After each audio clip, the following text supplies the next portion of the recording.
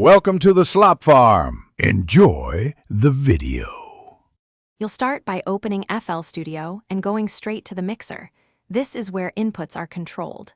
Once done, click the track that shows your microphone input label or activity meter so you know which channel to change. Make sure a CO or the audio driver you use is selected under Audio Settings because input routing depends on it.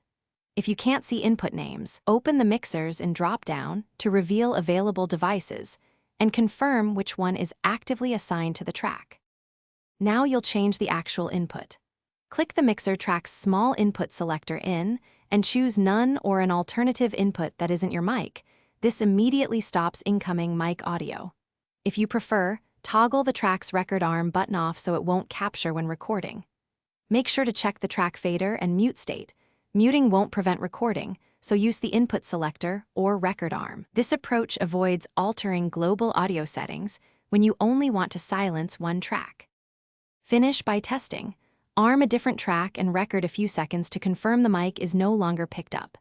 If mic audio still appears, go to Options Audio Settings and inspect the selected ASIO driver's input routing.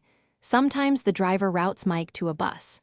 If routing seems correct but the mic persists, reset the driver or restart FL Studio to clear locked routing.